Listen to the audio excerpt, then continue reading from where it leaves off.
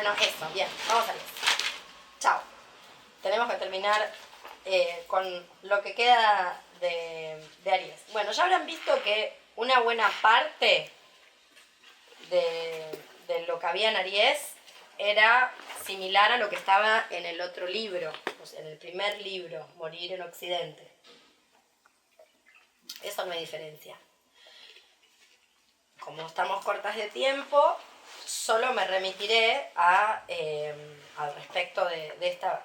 Algo ya habíamos visto la otra vez, pero de toda esta parte que ya estaba repetida en Morir en Occidente, solo quiero remitirme a algo muy importante, que es alrededor del 1500 empieza la idea de que la vida es frágil. No porque antes se pensara que la vida no es frágil, sino porque la muerte se tomaba como un hecho simple. Esto ustedes ya lo saben. Hasta alrededor del 1500 la muerte es como un hecho más. Es tan cotidiana que es un hecho más. A partir de acá, dice Aries, vamos a creerle, se empieza a configurar la vida como frágil. Empieza a ser incierta, por decirlo de algún modo, la vida.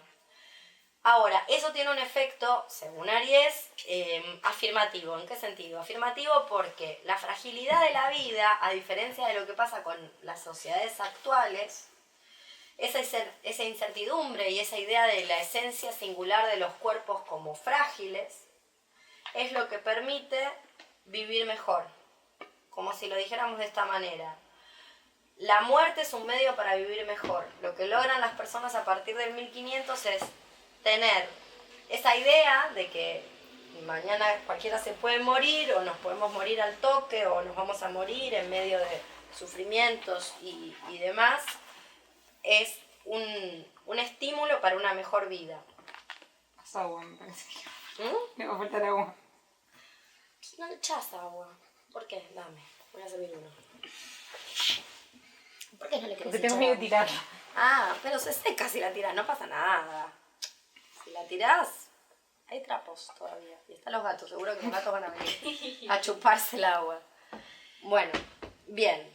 Entonces, por eso la sustitución del esqueleto, los grabados, por el tiempo, por el símbolo del tiempo y todo eso. Pero lo que a mí me parece central, porque nosotros estamos haciendo todo este análisis, o personalmente a mí me interesaba todo este análisis y la lectura de estos textos,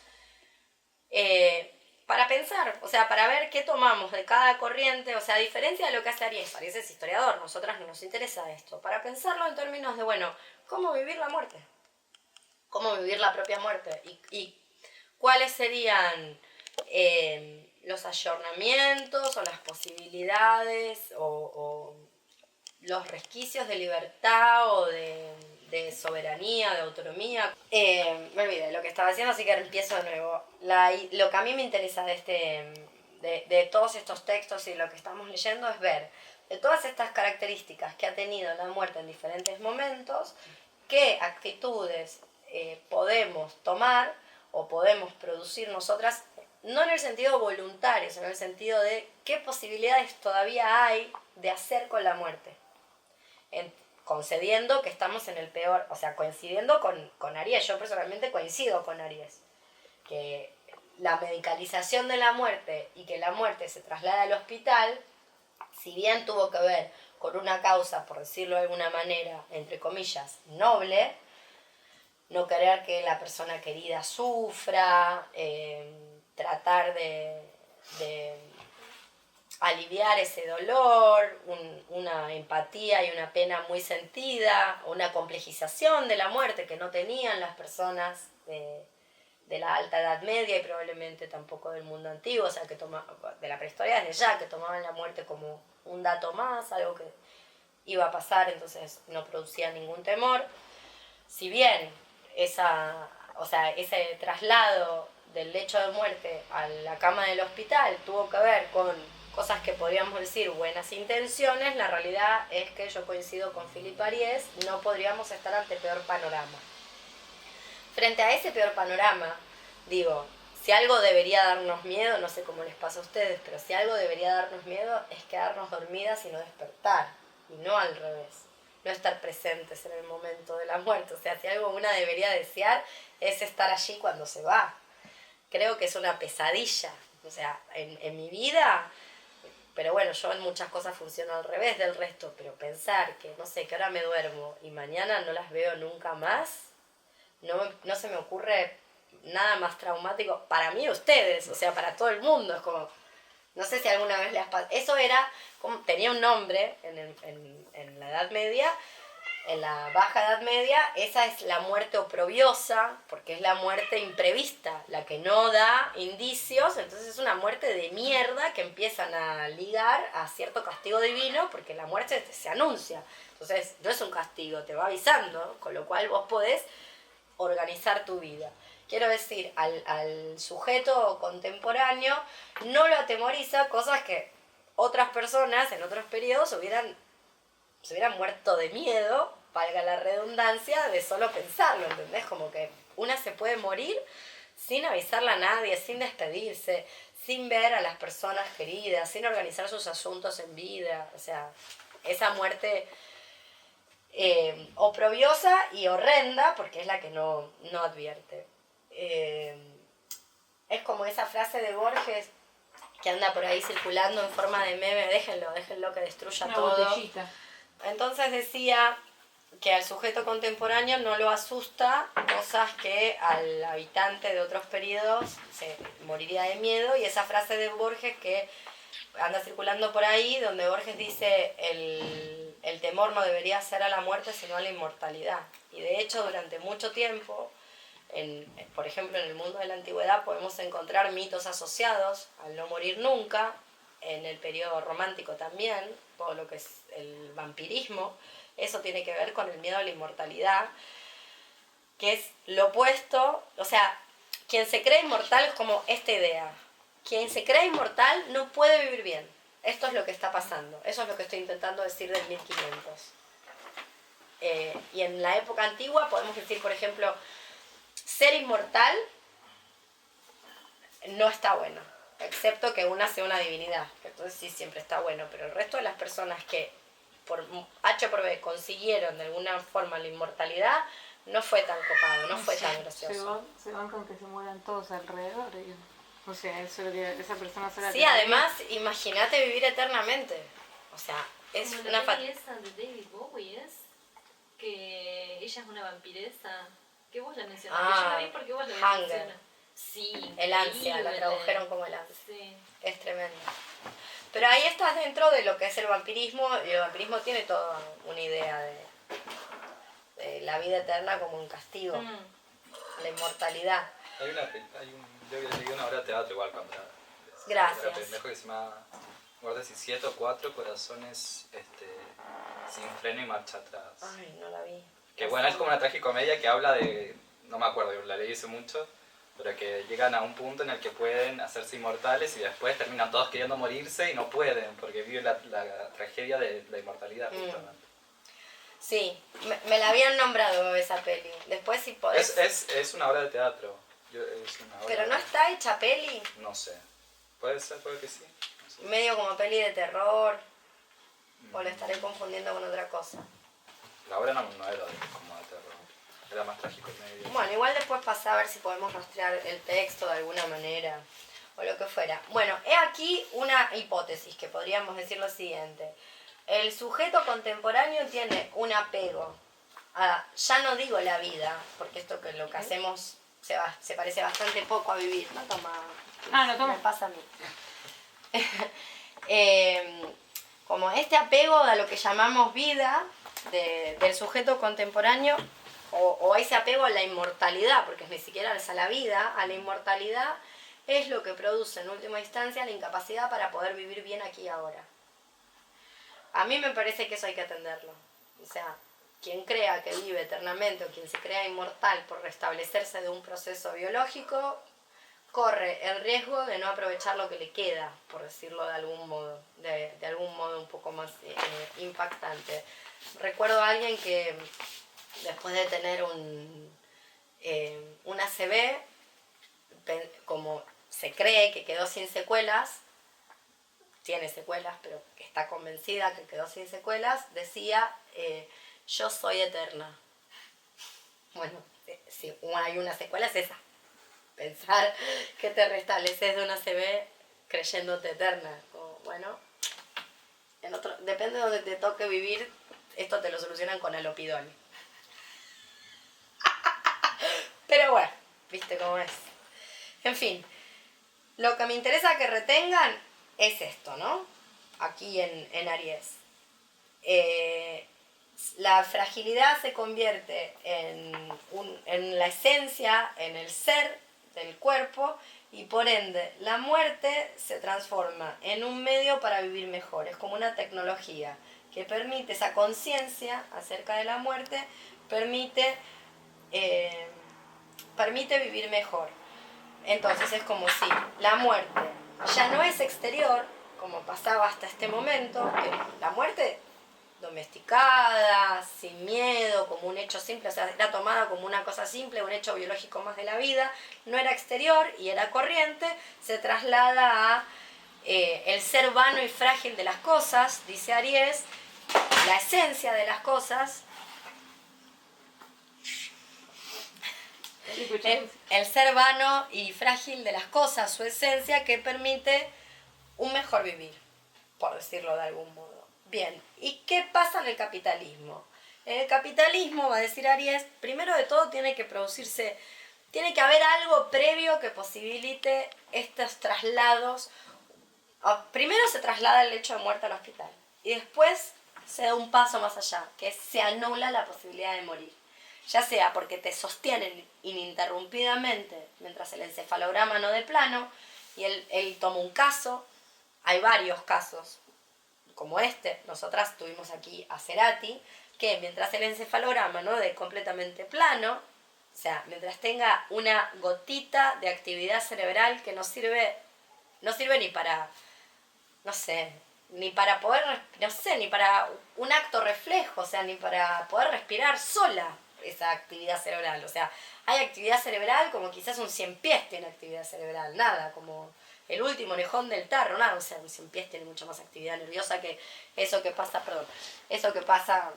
en esos encefalogramas no planos, pero los médicos tienen toda la potestad para determinar si esa persona vive o no vive y por ende sigue inanimada, pero respirando mecánicamente. Ese es un paso más allá. Mi tío estuvo 10 años en estado vegetativo en el clínica. ¿Quién? Mi tía. No, tía. Me estás cargando. 10 años en estado vegetativo. ¿Y por qué no le pateaban él? Él no quería. Mi tío está convencido que iba a volver. No había forma de sacar 10 años. ¿Leyeron La pata de mono? Yo en algún momento se los mencioné y los mandé a leer. De Jacobs. ¿La pata de mono? Como el capítulo de Los Simpsons. La pata de mono. ¿No la leyeron? Vayan y lean. La pata de mono. A veces no está tan bueno que vuelvan. Ahí tenés Jacobs. Pertenece al periodo romántico, gótico, es un escritor gótico, de terror. Creo que es Jacobs. ¿Es Jacobs, Sara? No sé. Yo estaba segura, bueno, seguro que estoy diciendo una barbaridad, pero no importa. Algo así, La pata de mono lo van a encontrar. Tiene que ver con ese terror de que se puedan reanimar los muertos. Y que vuelve, si vuelve. ¿Qué? De repente... ¿Qué cosa vuelve? Como qué suerte que no se despertó la tía, ¿qué te puedo decir? Imagínate si volvía después de 10 años vegetal. Mamá. No, es que no había chances en algún punto. Es que si hay, dijeron que no había. mejor no. Ahí lo van a leer en La pata de mono, ¿entendés? Como imagínate. Imagínate lo que puede ser. Pero bueno. Sí, una vez conocí una chabona que había estado como en un after así, no la conocía, pero me contó que era como era su historia de vida, ¿no? Es una mentira. Pero... No te quiero decir, eso era una pastilla. Sí, no sé. Que la puso conversadora y te inventó un cuento. Puede ser. Bueno, te estoy cargando. No, pero me había contado que había estado como 2 años en coma, no sé qué, y había vuelto y no se acordaba. Era como, no era nadie, o sea, no sabía que era su mamá, No sentía nada. Ay, que eso es divertidísimo. No sentía nada por la gente que estaba alrededor. Claro, no la conocía, no sentía afecto, no tenía memoria. Bueno, somos un par, ¿eh? Las que parece que nos pegó, se impactó en el mismo lugar. En fin. Pero para que se produzca ese paso del lecho de muerto al hospital y del hospital a la negación total de la muerte e incluso a mantener encefalogramas con una mínima actividad cerebral, pero no planos, con, entre comillas, vida, es decir, respirando y mediante procesos médicos, Aries dice que tiene que pasar algo. Tiene que haber una serie de estrategias que posibiliten esto. Una, la más interesante que él tiene, es que el capitalismo, lo que estábamos hablando antes, el capitalismo pospuso el goce. Todas vivimos para el mañana, no vivimos para el hoy. Es como todo lo que hacemos es pensando, voy a ahorrar esta plata para que cuando sea vieja me pueda jubilar, irme a vivir al campo. O sea, la riqueza que se produce se invierte en generar más riqueza. No se invierte en el yo, no se invierte en el ahora. De hecho, está muy mal visto. Está muy mal visto que despilfarres, por decirlo de algún modo. Si bien después también te llevan a esta producción de mecanismos de control de las sociedades de control, de atarte con deudas.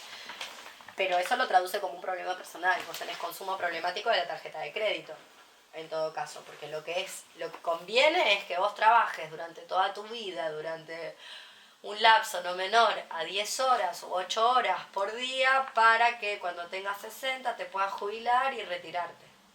Así está organizado. Claro, pero además el endeudamiento no es para el goce, digamos. Como es un despilfarro, pero no gozoso.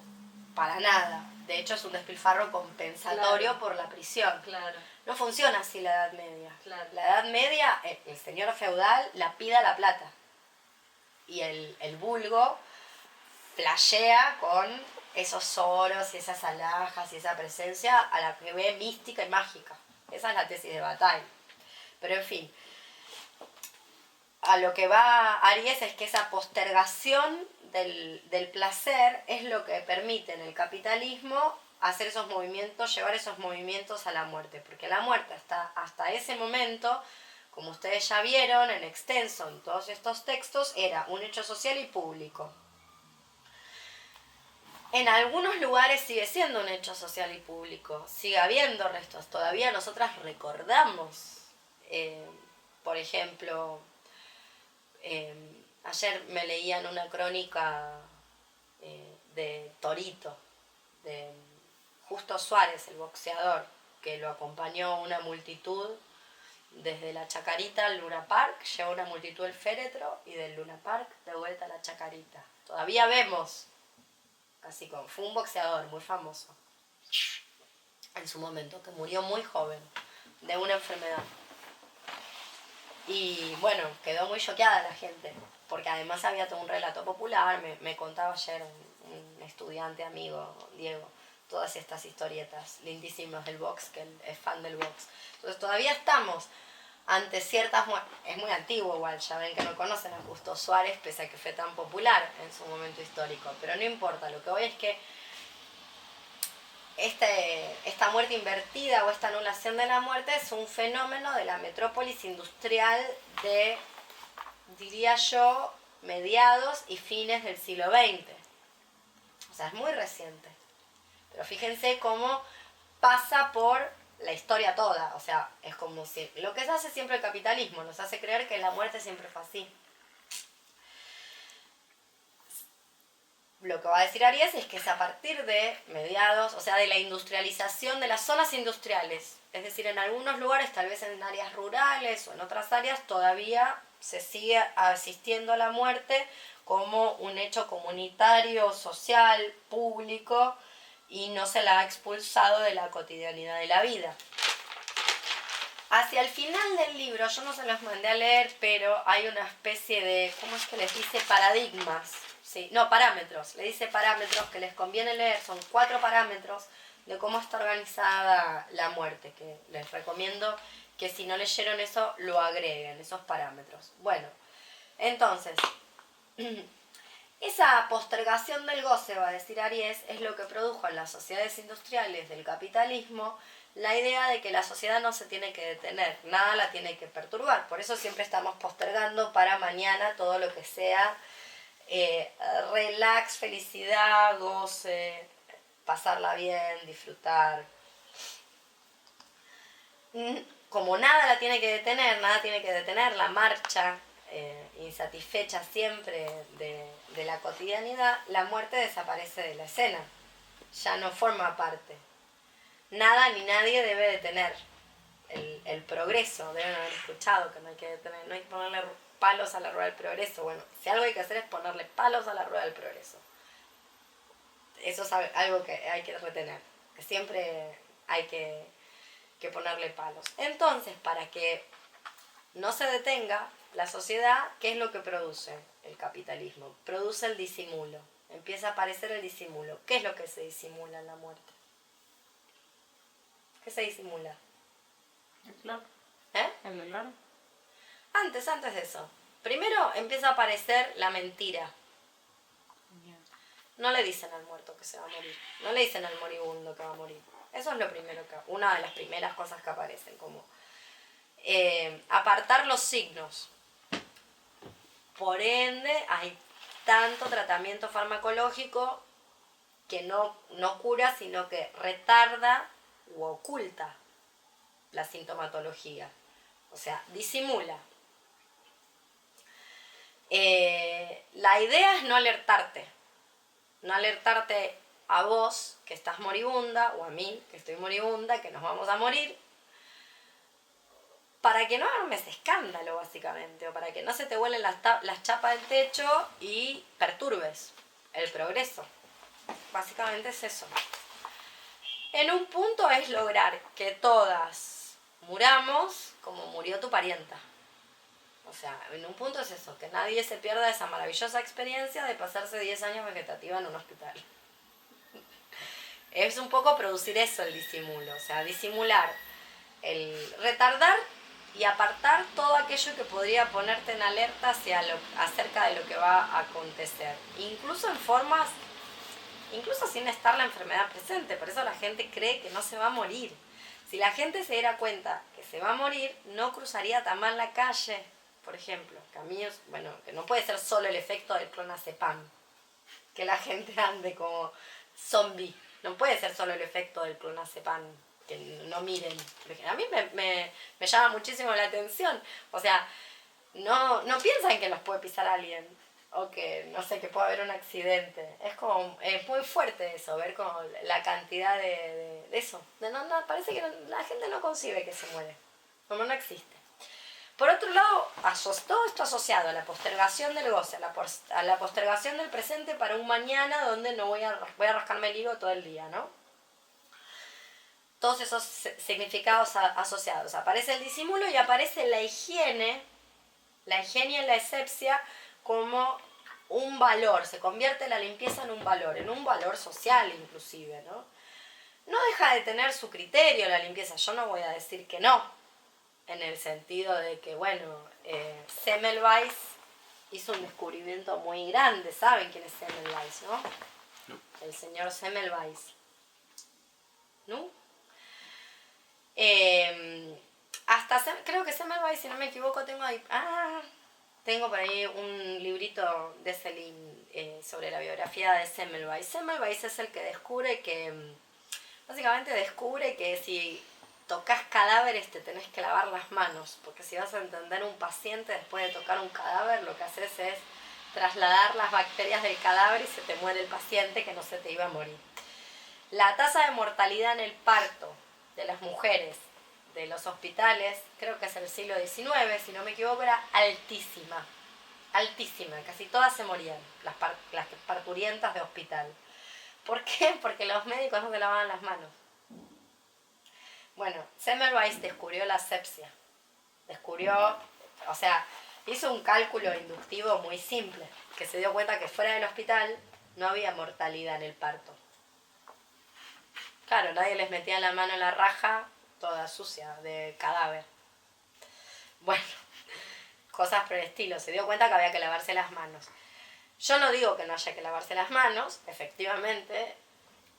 Buena parte de lo que el progreso se autoadjudica como mejoras en la calidad de vida tiene que ver con el agua corriente, no con el progreso. Tiene que ver con cosas que los romanos también tenían. Por ejemplo, acueductos y y que en la Edad Media desaparecieron, por lo menos en lo que llamamos Europa. ¿Se entiende lo que quiero decir?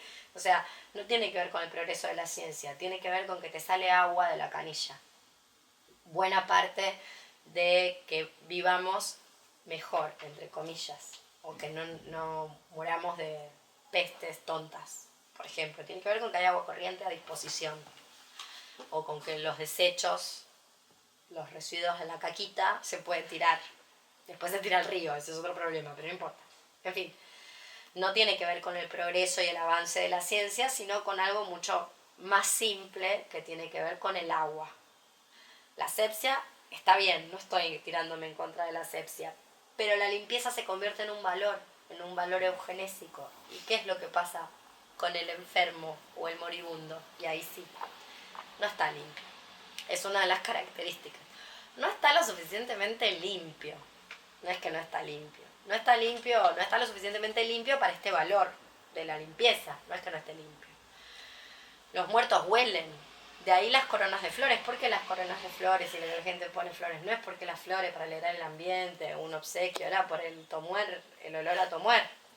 Esa idea de la limpieza como valor empieza a ser del moribundo y de la enfermedad y por supuesto de la muerte algo insoportable. Por ejemplo, el hedor,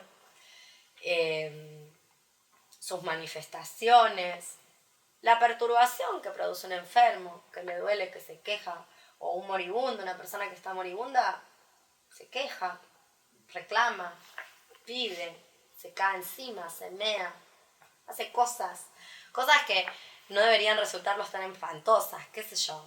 Yo amanecí y por un motivo que desconozco, el gato Moreno, que mañana vamos a ir a la visita al veterinario, decidió que era una buena idea excavar todas las macetas y cagar todo. Y a mí no me dio tanta impresión, me dio un poco de fastidio. Me dio, no voy a decir que no, como amanecer, abrir así la puerta y decir, bueno, cachivacheaste mal y de lo lindo. Supongo que porque le cerré la puerta, en castigo a mí, porque le cerré la puerta, porque rompí las bolas y no me deja dormir. Pero quiero decir, no es tan complicado. Quiero decir, lo podemos hacer con los gatos, limpiarle las piedritas. Porque con los gatos, que dan la mierda de gato de un olor tremenda, no nos fastidia tanto como, o la mierda de bebé, no nos fastidia tanto como la mierda de viejo. No entiendo porque, ¿se entiende lo que quiero decir? Es como, y ahí los parámetros de la normalidad que vos considerabas, es como que el olor a caca de bebé no debería perturbarnos, pero el olor a caca de viejo es altamente perturbador.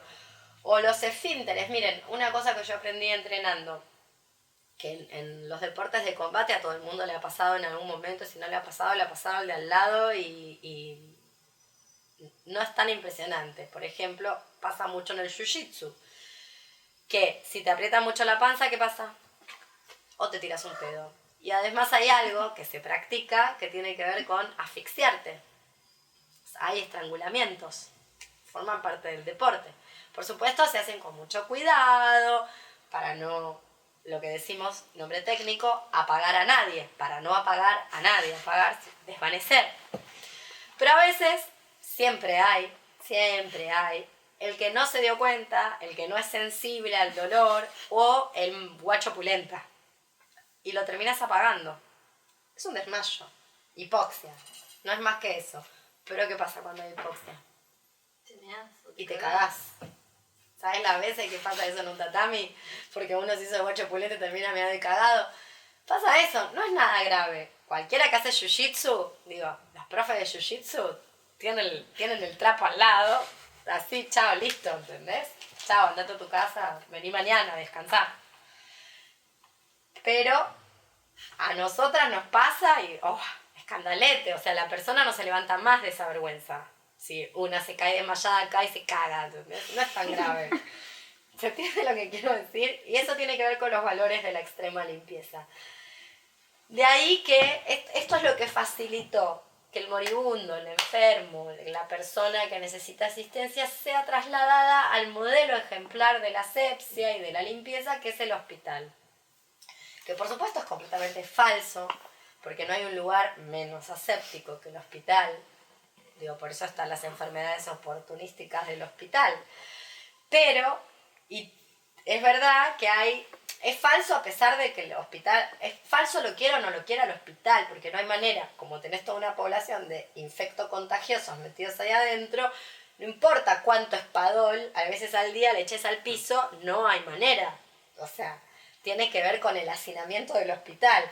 ¿Se entiende? O sea, el hospital es una máquina de hacinar que a su vez se propone como el modelo ejemplar de lo que debería ser morir bien. Nada, disparates del capitalismo. Ya sabemos que es todo un disparate en el capitalismo. Entonces, la habitación del moribundo pasa al hospital. Las familias aceptan, porque una podría decir las familias dicen ni en pedo, se muere acá. ¿Por qué aceptan? ¿Cuál es el engaño para que uno acepte esa situación, la de tu parienta? Y hay otra persona haciéndose cargo. Supuestamente. Yo creo que si tuvieran esa coherencia en la cabeza, sufriríamos todas menos. Yo creo que no tiene que... O sea, no fue eso. Piensan porque es una mejor muerte, ¿no? Muy bien, porque están los dispositivos técnicos para que reviva, un ejemplo, o para que no muera. Entonces, es como que se acepta la hospitalización porque se supone que el hospital tiene los aparatos, el equipo... A mi tía le dejaron así la gente del hospital. Ella entró en paro y tenía tráqueo y le ponían la máscara. Y no la destaparon y no se dieron cuenta que tenía traqueotomía. Por eso quedó como más de 20 minutos sin aire y después la revivieron. Pasa, entró en paro un 25 de diciembre, el clínica estaba vacío. Y la agarraron los residentes tapada, le pusieron la máscara. La piba nunca le iba a llegar aire al cerebro porque tenía la traqueotomía. Ya, impresionada, o sea, no chequearon cosas básicas. Y bueno, viste, cosas que pasan. Ahora, un 25 de diciembre te pagan más si vos te quedás. Claro. A Pero si no sabes trabajar a dejarte mulear. Claro. ¿Me entendés? Claro, sí. Porque cobrás, ¿cuánto? Doble, ya es feriado, más fiesta. Entonces, en vez de decir lógicamente, no, mira, te cancelo porque, ¿sabes qué? Ya no estoy pudiendo pensar. No te descuentan los fiambres que se te hacen del salario. A la camarera sí le descuentan, deberían descontarle las reanimaciones.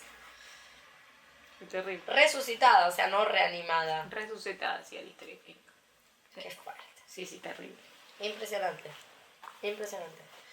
Bueno, ya vemos que es una mentira. No me sorprende para nada en el sentido de que sé que cuando los ciertos estados se cronifican, como el hospital es público y no se estaba pagando, no conviene tenerla ahí. Lo que sí pienso, las estrategias, yo voy a insistir con lo mismo de siempre, porque, viste, hagamos toda la autogestión de la salud que queramos, no sé, háganse todos los espéculos de ginecología casera que quieran. La realidad es que cuando tenés un tumor en el cerebro, hay dos opciones, ¿te operás o no te operás? No hay yuyo que valga. Ergo, hay que aprender que también autogestión es pararse de guantes. Yo me les paraba bastante de guantes simbólicos. No quiero decir que le iba a pegar a nadie, no estaba en condiciones, de hecho. Pero sí, por ejemplo, los pacientes crónicos aprendemos los procedimientos a fuerza de que te los repiten. Yo me daba cuenta cuando se mandaban las cagadas los enfermeros y los tenía re mega cortos y los psicopateaba, pero grueso, ¿entendés? Como diciendo, vos por hacer este procedimiento como lo estás haciendo, llamá a tu supervisor, así, rati, no me importa, a rati y medio. Llamá al supervisor porque vos estás haciendo, por hacer rápido el procedimiento sin la asepsia necesaria, a mí me va a entrar una bacteria por vena y no voy a contar el cuento, solo porque vos... Sí, porque estás apurado. Que entiendo que estés apurado porque estás precarizado. Entonces, luchemos juntas en la lucha que hay que tener. Yo te acompaño, te rocío todo el hospital de mierda, pero no sobre mí, ¿entendés? Si el procedimiento dice que vos tenés que hacer... Hay procedimientos graciosos, ¿viste? Que te tienen que tapar todo, sacar a la gente de la sala, ¿viste? Para que no entren bacterias, porque entra una bacteria por el canal, adiós, ¿viste? Como lo de la avena. Chao. Bueno, nada, yo te acompaño en la reivindicación que haya que acompañarte, le pongo el lomo posta. Prefiero ponerle el lomo así que mañana no despertarme. Mañana no despertarme porque confundiste algo. Mil veces. Bueno, para mí autogestión también tiene que ver con aprenderse ese tipo de cosas. Con aprenderse y ese tipo de cosas y con dar las respuestas. ¿En qué sentido? En el sentido de que la habitación del moribundo pasa al hospital porque la familia lo permitió, porque el poder se cede, porque cree que ahí están mejores tecnologías. Y no estoy pensando en este caso que vos me contabas, porque era casi, esto que vos me contabas fue casi como... Una burrada. No, por el contrario, si se quiere una estrategia defensiva, ¿entendés? Como vos hiciste esto, ahora te ahora te haces cargo, ¿entendés? De lo que hiciste. Sí. Es como, te genera una pérdida, te genera un malestar. Me refiero a otras situaciones, como no dejar a los viejos, llevárselos a la casa. Lo que pasó, que cuenta Aries, y la muerte se volvió tan poco cotidiana y tan poco...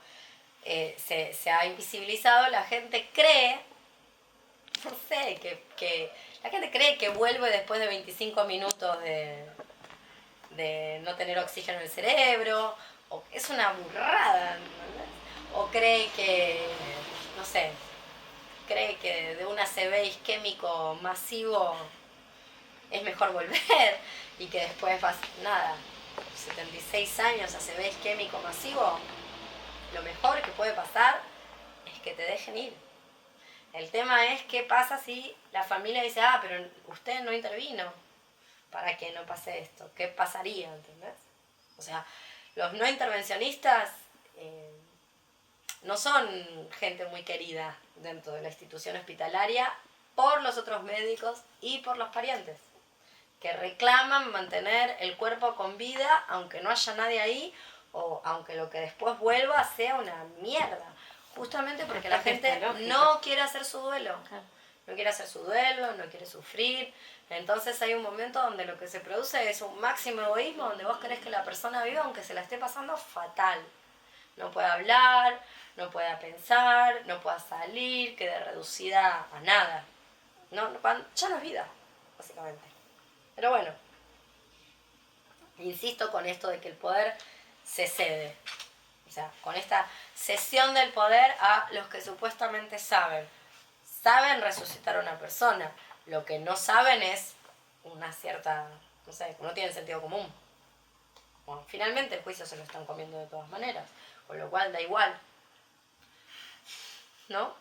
En algún punto. Como, ¿de qué se quisieron ahorrar? 10 años. Sí, 10 años de sufrimiento para todo el mundo, incluida la que estaba ahí, vegetativa. Impresionante, estoy impresionada. Bueno, entonces, la muerte se deja de ser pública, primero pasa a lo privado en el entorno de los íntimos. Ese es el primer paso. Primero era pública, después pasa pública porque el muerto tenía ahí como una conexión con el más allá y nos tiraba unos centros importantes. Después pasa a lo privado, pero sigue siendo ceremonial, solemne, reverenciada, nos da pautas para nuestra propia vida, pero es familiar.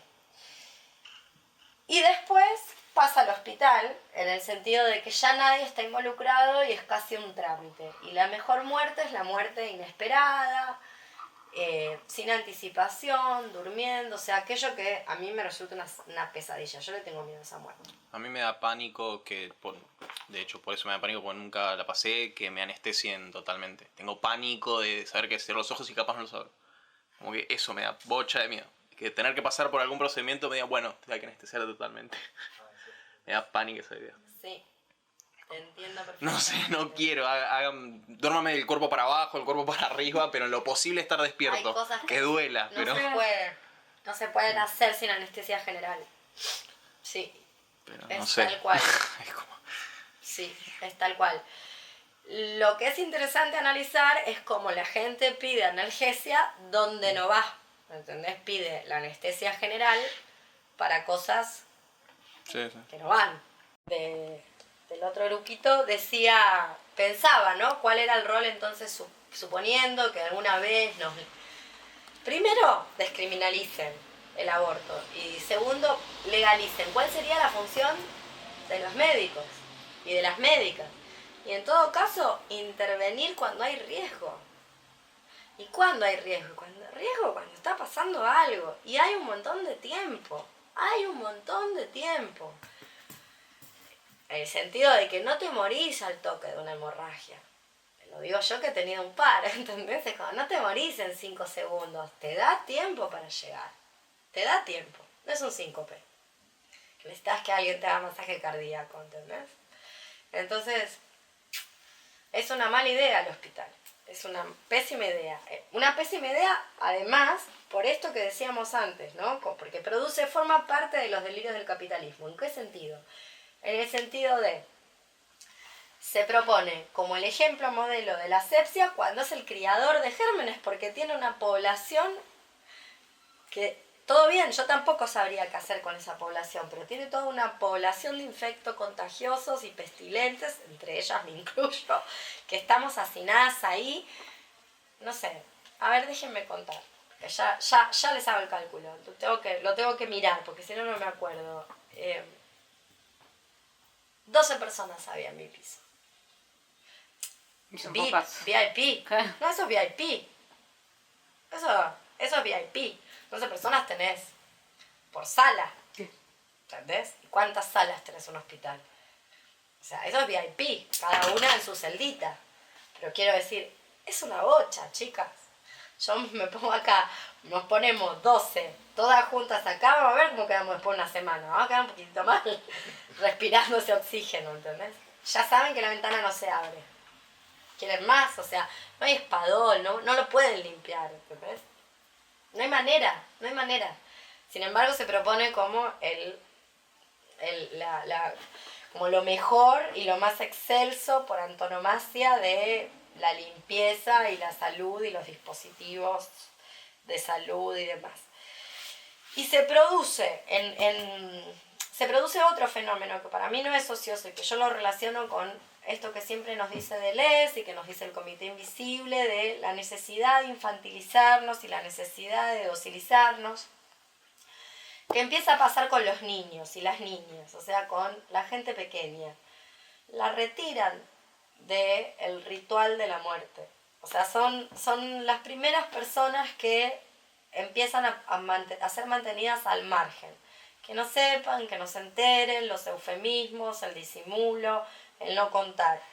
Ese proceso de infantilización del niño o de la niña, pensando que hubo una época donde el niño y la niña eran personas chiquitas, pero eran personas, no infantes, no personas sin voz, no personas a no ser tenidas en cuenta cuando hablan hasta de su propio abuso, como pasa hoy, porque si pueden, es la Inquisición, toda la subjetividad de la Inquisición. Si puede hablar de su propio abuso, es porque la madre le metió en la cabeza. Y si no puede hablar, nadie se entera. Bueno, a ver, ¿entendés? Como sea, el abusador, que usualmente es el padre, no es culpable. Si puede hablar y lo puede racionalizar es porque la madre se lo dijo, porque si no, no podría. Y si no puede, nadie se entera. Bueno, como sea, la persona que tiene que estar ahí, culpable, nunca es culpable. Pero lo que voy es que esta remoción de la gente pequeña, del ritual de la muerte, de la ceremonia, tanto cuando era pública como cuando era privada de los íntimos, es lo que también facilita el llegar a la situación en la que estamos nosotras en la actualidad. Es decir, donde todas nosotras somos tratadas así.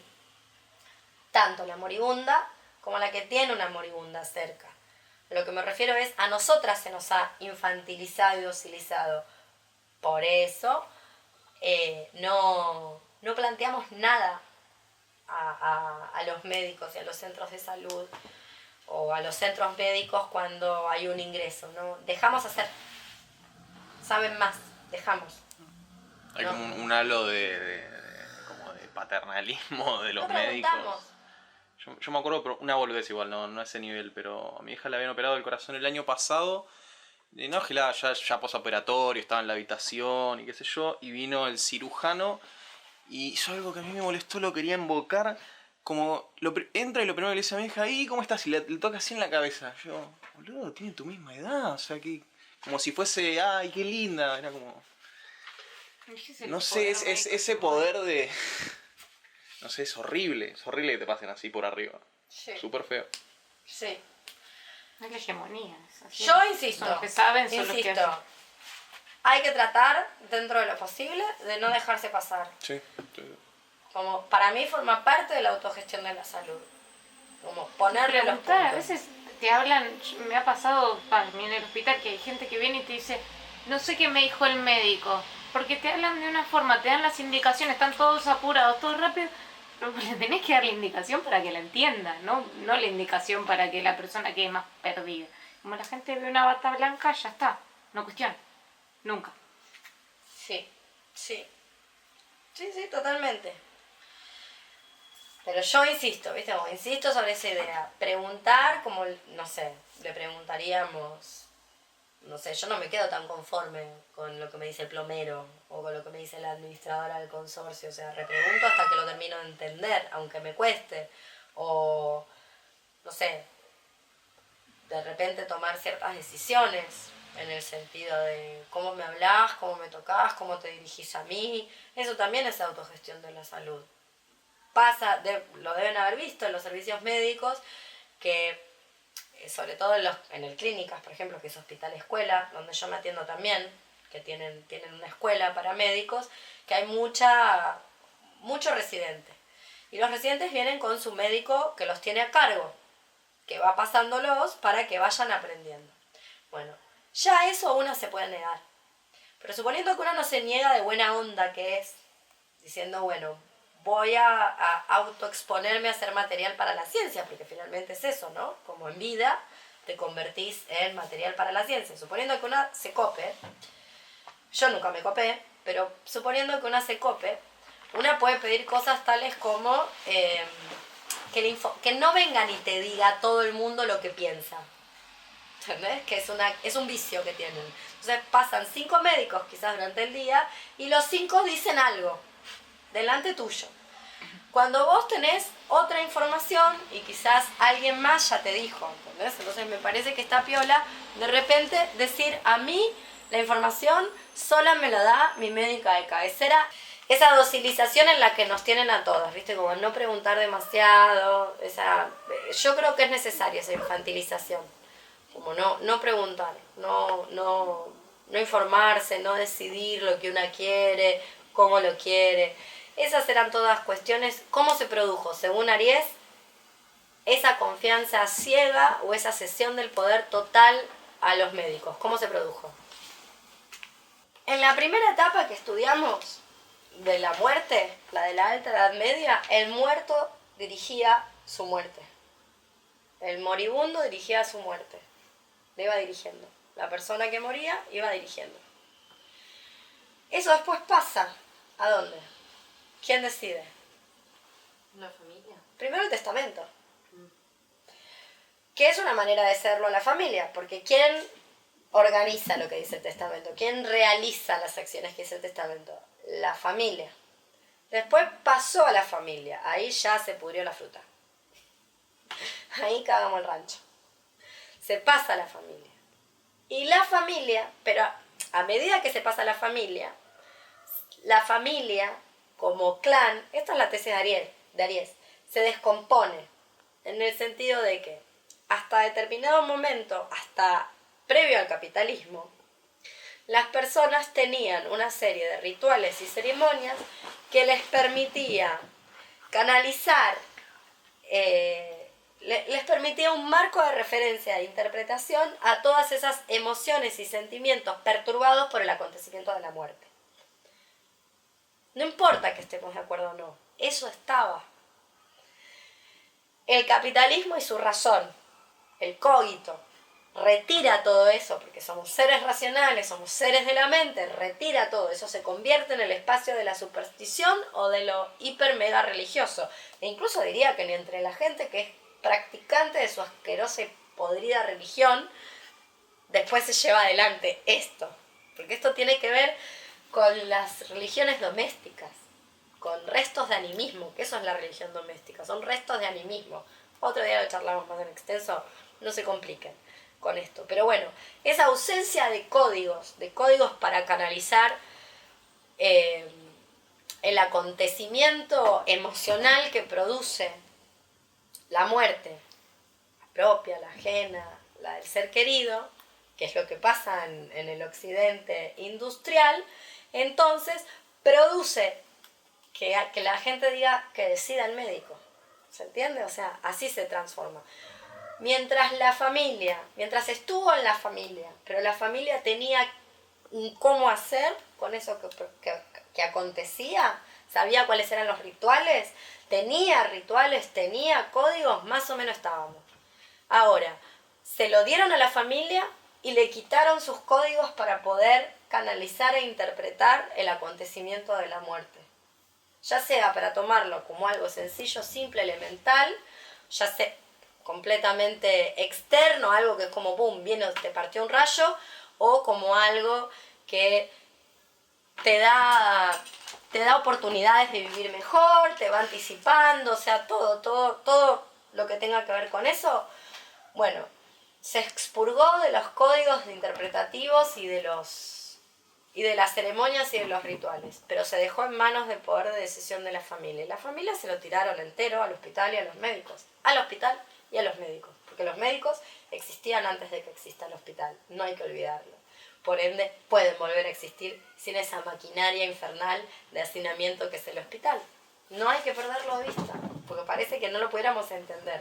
Por eso no hay que medicalizar todo, y una puede, como tiene, no sé, una amiga correctora, una amiga traductora, una persona a quien pedirle un laburo cuando pinta, una puede tener una amiga médica a la cual apelar si no me está saliendo bien cierto procedimiento, que para nada hay que medicalizar porque es un procedimiento más bien simplón, que lo puedo hacer en casa, todas saben a qué me refiero, no hace falta decirlo a cámara, y que si algo pasa, entonces puedo apelar a esta persona y sus servicios. ¿Entienden lo que quiero decir? Como no hace falta estar ahí. Por ejemplo, para parir. Puedo parir en casa, tranqui, piola, piolísima, y si algo pasa, voy, o viene. ¿Se entiende? Entonces, lo digo muy en contra del hospital porque parece ser una de las cuestiones. Quiero decir, que esto que vos contabas, sin hospital no pasa. Y en una de esas todavía estaba acá, ¿entendés? Entonces, eso es producto de la maquinaria infernal y del dispositivo hospitalario, que cree que puede tener residentes, no sé, 24 horas despiertos o durmiendo. Más. Sí, de hecho ahora pasa una cosa muy simpática y divertida, por no decir muy malvada y siniestra, en los centros médicos VIP, así los comerciales VIP, que es como nadie quiere la guardia. Esa es la verdad. Hay residentes que se dedican a eso, es como una especialización, a hacer guardia. Están tercerizados, no son planta permanente, están tercerizados. Con todo lo que ello indica. O sea, ¿qué implica? Bueno, implica que vive de eso, o sea, vive de no dormir. Es la gente que quedó fuera del sistema médico, por puntaje, por lo que fuera, por contacto, bla, bla, bla, quedó fuera, entonces se dedica a hacer eso. A no dormir y atender a la Bueno, es gente. como los médicos de ambulancia. Es como los médicos de ambulancia, que bueno, sí, gente que hace eso, se dedica a eso. Digo, las condiciones de explotación a las que se somete esas personas, más bueno, sus, no sé, tal vez dudosas habilidades o pericias para realizar ciertos procedimientos no menores, sumados a no dormir, mal pago, digo, porque no está siempre el cirujano estrella en la guardia del hospital para atender un caso de estas características. Quiero cirujano estrella, probablemente eso no le pasa, ¿entendés? Bueno, hace que las guardias de estos centros médicos privados sean realmente malas. Realmente malas. Quizás si vos una vez entrás por, qué sé yo, una fractura de tibia, no lo ves. Pero la paciente crónica, que tiene como una relación más estrecha con la guardia, lo ve. Te das cuenta. El último era búlgaro o o de Hungría, no sé dónde era. La sociedad, es como si la sociedad se negara, dice Aries, a participar en la muerte. Se niega a participar en... La muerte queda completamente excluida y junto con la muerte, lo que precede a la muerte y lo que viene después de la muerte. Lo que precede a la muerte es la enfermedad, que queda excluida, y lo que es posterior a la muerte, que es el duelo. Todo esto queda obturado y Aries toma esta tesis de este señor inglés que hizo la estadística y demás, Gruber, que considera que la muerte queda en ese lugar victoriano pacato que tiene la sexualidad, algo oculto, innombrable, que no hay que contarle a nadie. Y hay otro dato interesante para seguir pensando en estos de las muertes y cómo nos queremos morir, etcétera, y cómo nos vamos a morir, que tiene que ver con el locurón que le deja la muerte a la gente después del siglo XIX. ¿Se acuerdan que dice Aries? Una cosa súper interesante. Y que es propio del capitalismo, porque el capitalismo es una máquina de producir aquello que va a reprimir. Se encarga de eso. ¿Qué es lo que hace a partir del siglo XIX? ¿Qué es lo que empieza a pasar? ¿Qué es lo que le hace la muerte a la gente? No al que se muere, el que se muere, se muere. A quienes quedan vivos. Me asusta. Mucho. ¿Por qué? Queda muy trastocado, muy perturbada la cabeza. ¿Por qué? ¿Qué dice Aries? Ah, está guitarreando. Chan, chan, chan, chan, chan, chan, chan. Bueno, el resto. Era el último capítulo de esto que estoy diciendo. Porque los vínculos y las relaciones, hasta la industrialización, eran más extendidas. Entonces, cuando se te moría tu mamá, no es que se moría la persona más importante de tu vida. O sí, pero no era la única importante. Porque vos eras miembro de un gremio, de un clan, de una gens, de una comunidad, que además hacía el duelo con vos, te acompañaba en el tránsito. Entonces cuando se te moría el marido, la novia, el papá, la hermana gemela, no es que se te moría lo único que tenías en la vida.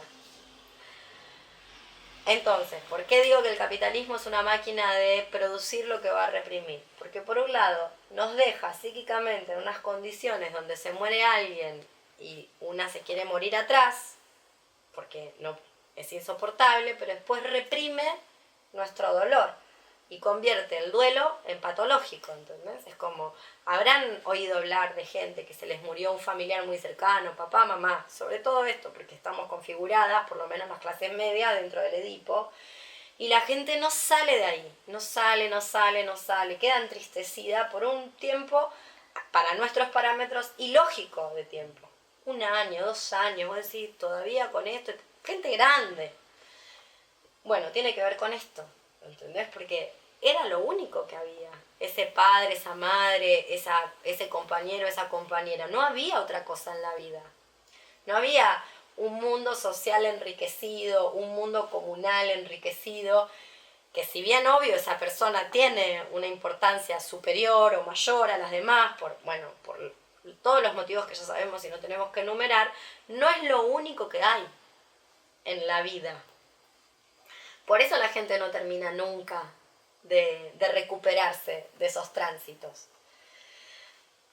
según Aries, ¿no? Entonces, la gente no perdía la cabeza por la muerte, ya sea porque la muerte era un hecho aceptable, biológico, cotidiano, hasta simple, ya sea porque después se convirtió en una cosa pública que hacíamos todas juntas, la comunidad entera, y que incluso estrechaba los lazos con las otras personas que tenían que pasar en este tránsito. En cambio, ahora estamos solas, completamente solas, desde todo punto de vista. O sea, la gente hasta el siglo XIX, hasta la industrialización, no pierde la cabeza. No la pierde. Ahora perdemos la cabeza, pero no tenemos manera de no tenemos espacio para esa pérdida del control. O sea, perdemos el control, pero se nos reprime la pérdida del control. Es como siempre Como un padecimiento interno.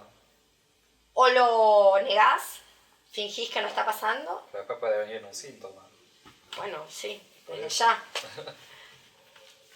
O no lo negás, pero la gente te va a reprimir.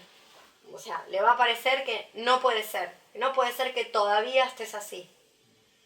O sea, lo va a patologizar. Entonces, de nuevo, se convierte en tu problema personal. Sos vos que no puede con esto. No es que el mundo te llevó hasta ahí, ¿entendés? Obvio.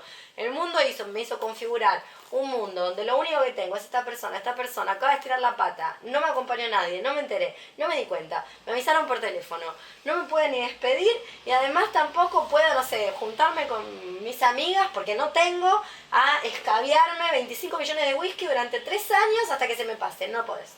A mí me gusta, a vos te gustaría esta. Es una psicoanalista que se llama Ya te digo, viste que el Alzheimer va empeorando. Creo que se llama Historia de los perversos o Nuestros perversos. Francesa, tiene nombre. Rudinesco. Acá está. Esa es la charla con Derrida. Nuestro lado oscuro, una historia de los perversos. Ella divide la perversidad de los perversos. La perversidad es esto. Es la producción de un mundo donde cuando se te muere tu mamá, vos te vas a enloquecer, pero después vas a reprimir tu locura producto de eso que te desbordó, y te desbordó porque cortó todos los lazos sociales, todos los lazos comunales que hacían de esa muerte solitaria, individual, de ese luto solitario, individual, personal, algo comunitario que se llevaba adelante en grupo, con una ceremonia, con unos códigos. Bueno, eso es la perversidad. ¿Cómo se llama bien el libro? Elizabeth Rudinesco, Nuestro lado oscuro, Historia de los perversos. Es bien interesante ese libro. Entonces, de esa manera, o sea, además de todo, y no hay que perderlo nunca de vista, la muerte tampoco era ese proceso, esa sorpresa brutal que es en la actualidad. La muerte no era una sorpresa brutal. Se empezaban a ver los síntomas, se empezaba a notar el deterioro de un modo u otro. Miren, esto que aprendí ayer con este estudiante amigo que vino a tomar clases de escritura y que escribe crónicas, ¿no? La historia de Justo Suárez, un boxeador argentino. Deben haber leído el cuento de Cortázar, Torito, el final de juego. Torito porque era de Matadero. Justo Suárez, un boxeador muy famoso, más popular que Carlos Monzón en su momento. Bueno,